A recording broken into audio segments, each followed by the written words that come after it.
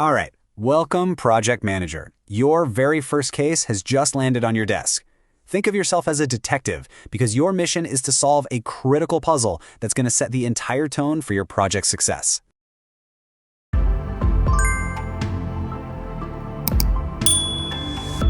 So let's get right into it. The project just got the green light. That means the funding is there, the main goal is clear. But before you can take a single step forward, you need to dig up some absolutely crucial information to even get started. And here it is, the heart of our investigation. The case file reads, a project has been formally authorized, and your job is to figure out who the stakeholders are.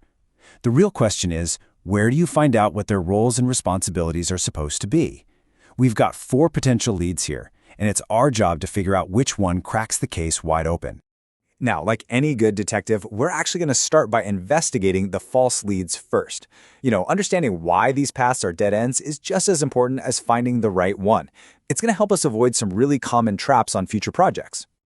Okay, our first lead, option A. Check the stakeholder engagement plan.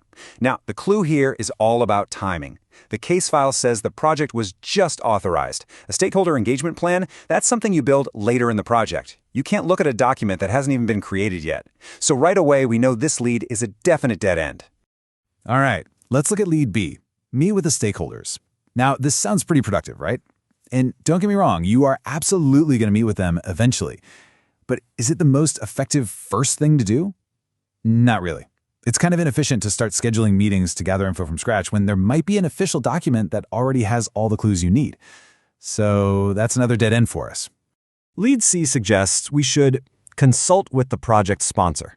And look, your sponsor is a super important ally, a key player. But are they the official written-in-stone source for the roles of every single stakeholder? Probably not. Relying on one person's memory isn't nearly as solid as checking the official document that kicked the whole thing off. So while they're a vital partner, they aren't the primary document. And we've hit our third dead end. So, with 3 leads investigated and all of them coming up empty, we're left with just one true path. By getting rid of the wrong turns, we've basically zeroed in on the source of truth, the one document that acts as the project's official blueprint. And that document, my friend, is the project charter. The charter is what makes the project official. You can think of it like a project's birth certificate. It's what formally authorizes its existence and gives you all that high-level info and authority you need to really get the ball rolling. And here's exactly why it's our answer. This right here is the definitive evidence, the smoking gun. The source material tells us, and I quote, the project charter identifies the key stakeholders and may also have high-level information about their responsibilities. Boom! That's the clue that tells us exactly where we needed to look from the very beginning.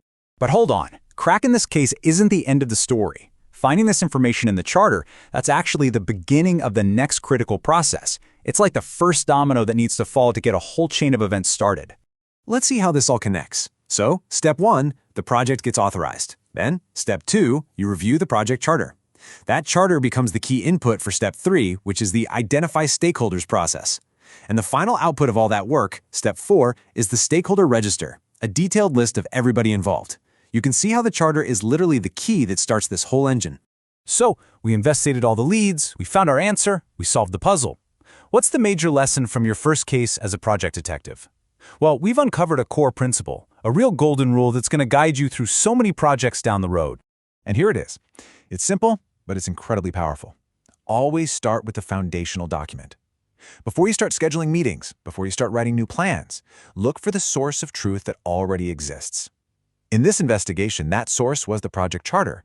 And that leaves us with one final thought to take away from all this. As you look at the challenges ahead of you, in your job or even in your personal life, ask yourself this. What's the project charter for your next big goal?